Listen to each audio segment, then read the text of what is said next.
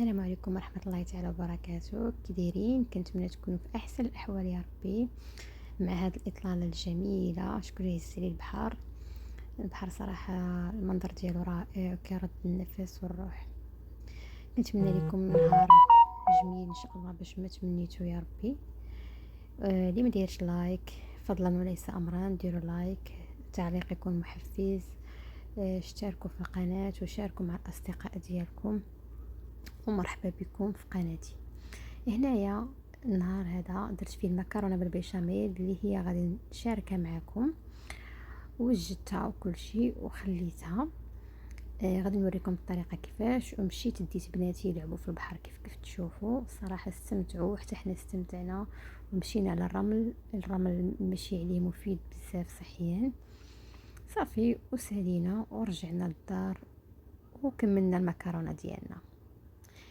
كيف كتشوفوا هذه المكرونه بالبيشاميل كنديرها انا بواحد الطريقه سهله وكتجي لذيذه. هنايا كنديروا الماء حتى كيغلي، كنديروا فيه شويه ديال الزويته وكنديروا ورقه ديال سيدنا موسى، كنديروا المكرونه تسلق.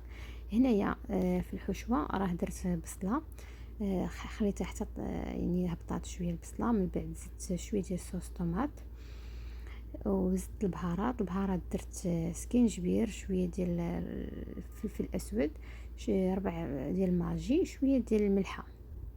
صافي ما كنكثرش فيه انا البهارات بزاف راه كتجي خايبه. وشويه ديال القزبر يابس، راه الا كثرتو الحاجه كتولي ما كيبقى هو مذاق. صافي ودرت واحد جوج فصوص ديال الثوم. وهنا كان عندي صدور الدجاج قطعتها كيف كتشوفوا. صافي ودرت واحد 4 كاس ديال الماء، غير حتى تشرب ليا هذيك البهارات وداك الشيء. اما راه دغيا الدجاج كيطيب. صافي ملي طاب ليا هنا زدت العواد ديال الازير، هذا اختياري كيعطي واحد المذاق رائع خصوصا مع الدجاج ولا داند. ودرت واحد تقريبا واحد قياس ديال معلقه صغيره عامره ديال الحامض حتى طفيت على النار. والقزبر ومعدنوس كتعطي واحد المذاق رائع. جربوها ردوا عليا، جربوا ديروا ليا زير وديروا هكذا شويه ديال الحامض ملي تساليو كتعطيها واحد المذاق يا سلام. كيف كتشوفوا كتجي بحال هكذا، كتجي لاصوص خاتره ومعيلكه، ما كتجيش فيها غير المياه. وكيف كتشوفوا بحال هكذا كتجي خاتره، والمذاق ما نقولش لكم الريحه طالعه يا سلام مع هذاك الازير. صافي هنايا طفيت عليهم خليتهم، مشيت نوجد البيشاميل ديالي. حتى البيشاميل طريقه سهله. هنا درت واحد جوج معالق كبار ديال الزبده ذوبتهم، وزدت معاهم جوج معالق كبار ديال الطحين. والاهم مرحله هي هذه، ملي ديروا الطحين مع الزبده تبقاو تحمروهم، ماشي تجيو دغيا وتكبوا عليهم الحليب. شوفوا حتى كيتبدل اللون بحال هكذا. الا في حاله درتو بديتو كتحركوا بحال هكذا ولقيتوها عقدت لكم، زيدوا واحد النقيطه ديال الزيت حتى تحمر. بقاو بحال هكذا في نفس العمليه حتى تحمر لكم. هذه اهم مرحله في البيشاميل، هذه اللي كتطلع لكم البيشاميل ديالكم. صافي كنخليها كيف كتشوفوا حتى تغير اللون ديالها. صافي كنزيد الحليب، درت انايا تقريبا واحد نص لتر ديال الحليب. قلتلكم ديروا نيدو، ديروا مثلا 6 المعالق في نص لتر ولا 8. صافي هنايا زدت واحد جوج قطع ديال الجبن. كيف قلت لكم نص لتر كندير فيه 8 المعالق كبار ديال الحليب نيدرو، اي حليب بودره. صافي هنايا كنبقى نحرك بسرعه باش داك الفرماج يذوب ليا. هنا كنزيد القليل ديال الملح، انا راه كندير الملح الخشن هو اللي كنستخدم، وشويه ديال الفلفل الاسود. الملح الخشن حيت صحي. صافي كنطرب كيف كتشوفوا بهذا الشكل.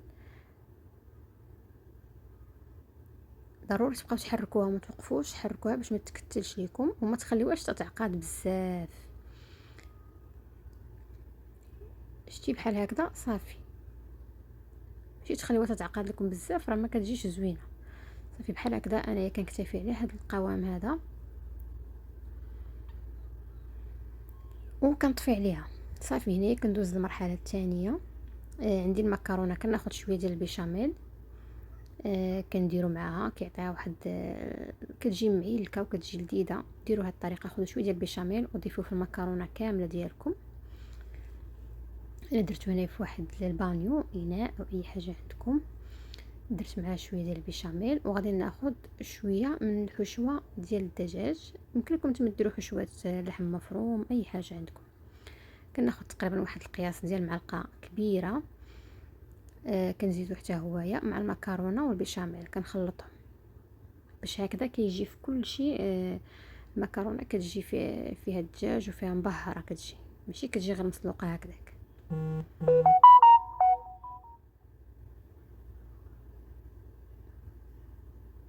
صافي هنا كيف كتشوفوا رانا خلطتها كامله، شفتوا كيفاش كتجي رائعه.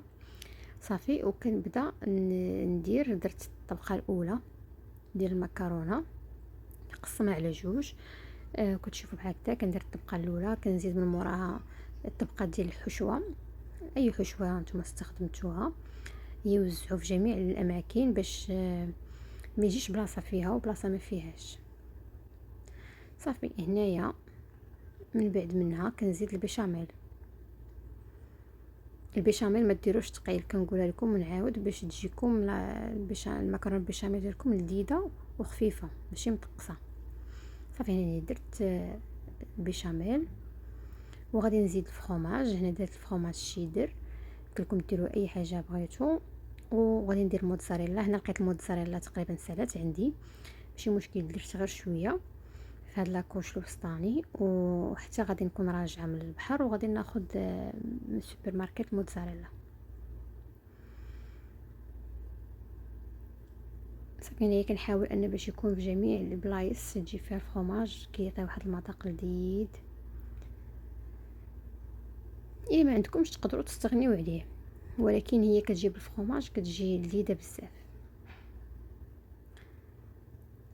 انا كيف كتشوفوا هادشي اللي كان عندي ديال الموتزاريلا درتو الوسط.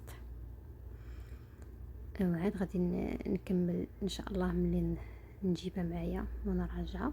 راه هادشي كنصايب وانايا زربانه لان خاصني نوجدها باش نوجد البنات ونمشيو للبحر كيف قلت لكم.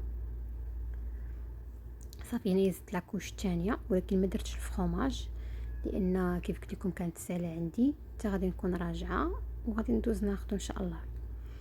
هنا راه ما كتخسرش البنات بالنسبه للناس اللي خدامين ولا هذا، راه يمكن لكم تصايبوها بحال هكذا، غير هو تغطيوها بالنايلون ما يدخلش حتى الهواء بالمره. تسدوها بحال هكذا بالنايلون وديروها في الثلاجه.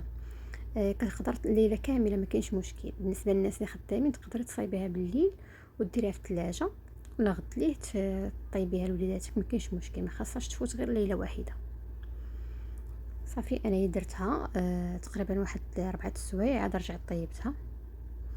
كيف كتشوفوا دازت ب4 سوايع. جيت جبت معايا الجبن. انا كنجيب الجبن كنقطعو على هذه الطريقه باش كنبقى كل مره ناخذ القياس اللي بغيت. صافي زدت هنا حكيت داك الفرomاج ديال الموتزاريلا والشيدر وصافي وغادي ندخلها للفران. الفران كنقص عليها على المهل، كنخليها نص ساعه على المهل ديالها، ما كنشعلش عليها من الفوق بالمره، غير من التحت، وكتحمر حتى من الفوق نص ساعه بالضبط. وصافي وكنخرجها كيف كتشوفوا. يا سلام يا سلام، شوفوا كيفاش كيجي المنظر ديالها كيشهي. هنايا انا غادي نقطعها. ما ديروش نفس الخطا ديالي، ما تقطعوش المكرونه حتى تبرد شويه.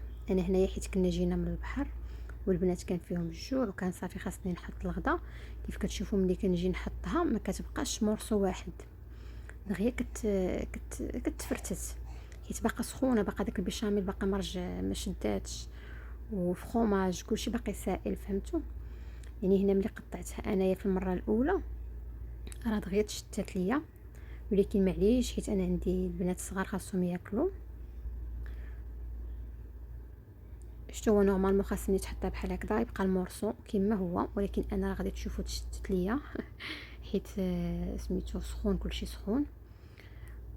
صافي ولكن راه ما نقولش لكم المذاق يا سلام. شوفوا التعيكه كيفاش كتجي، شوفوا الفرomاج هذيك الطبقه اللي كنديروا الوسط ديال الفرomاج، شوفوا كي كتخليها كتجي يا سلام. الفرomاج كيجي واعر في المكرونه. يمكن لكم تستخدموا اي نوع ديال الفرomاج عندكم، انا هذا الشيء اللي متوفر عندي استخدمته.